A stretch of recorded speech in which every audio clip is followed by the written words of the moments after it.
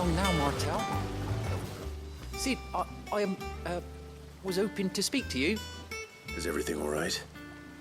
Oh, yeah, it's just, well, as you know, we've been trying to grow fruit down here. It's good to know that something of the old hideaway still lives on. Martel's pride and joy. It was a sapling when she rescued it from the rubble, but look at it now. All our hard work's finally paying off. I took it on, you see, after she died, and now the fruit's finally ready to eat. And not only is it ready, it's actually tasty. Sweet as you like, in fact. She bred the bitter right out of it. Impressive. And welcome news to more than a few, I'd say. I thought this first harvest could go to the curse breakers, on account of all they do for the hideaway.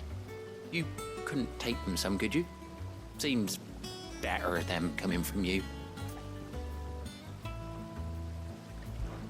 It'll be nice being the bearer of good news for a change.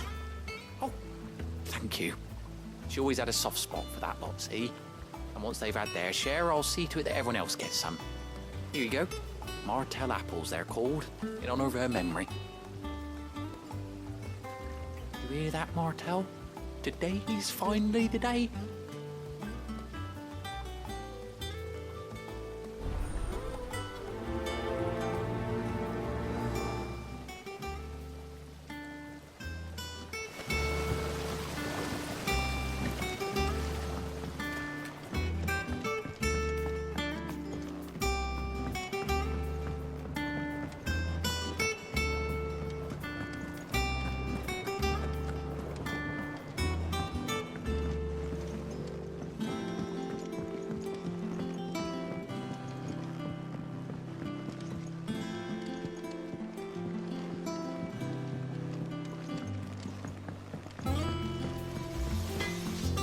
Think it's all right to touch him? I don't know.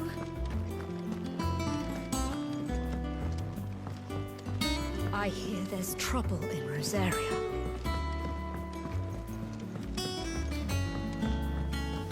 That broom's as ragged as...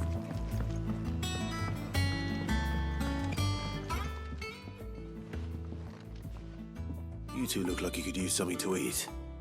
Here. Courtesy of Martel.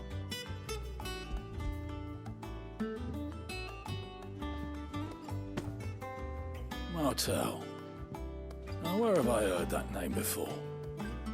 Weren't she the girl from the Furrows? Course she was. An odd sort, that one. Loved plants more than people. Aye, and brave as a bane might. Remember when she ran back into the hideaway to collect them trees when Titan attacked? Wait, These aren't those apples, are they? Well, I'll be. She'd have been proud, and rightly so. Thank you, Sid.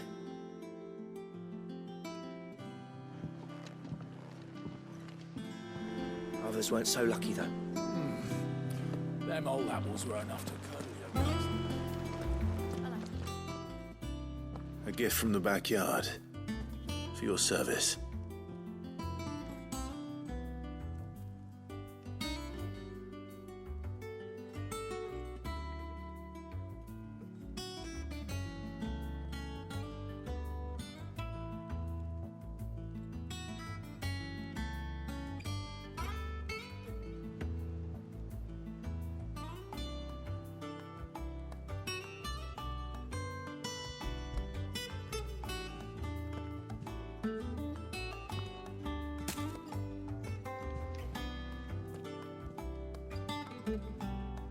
Blimey, these take me back.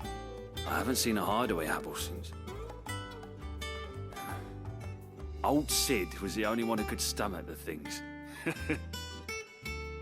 He'd nab 'em right from the branch, make Martel livid. Not that anyone could stay mad at the man for long. That sounds like the Sid I knew, all right. Planning on keeping that lot to yourselves, were you? Hang on. These aren't Martels, are they? I'm glad to see someone carried on what she started. Can't have been easy, not in the Deadlands. Reckon she'd be happy knowing all her hard work didn't go to waste. Clive, tell the lad down in the backyard to run some over for me, will you? Not so much as a thank you. Well, I've got some manners at least. Thanks, Sid. You can leave the basket with me. I'll see that the others get their share. Oh, and give our compliments to the gardener, won't you? That was the last of the apples. I should head to the backyard and pass along everyone's regards.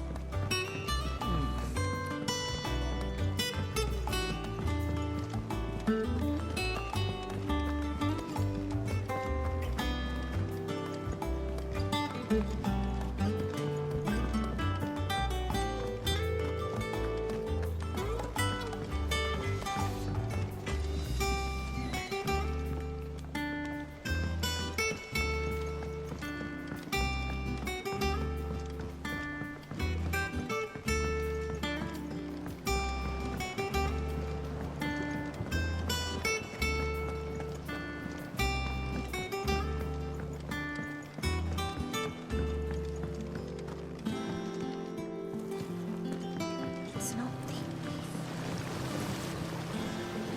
The Cursebreakers send their thanks. And their compliments. They were clearly very fond of Martel. They remembered her. After all these years.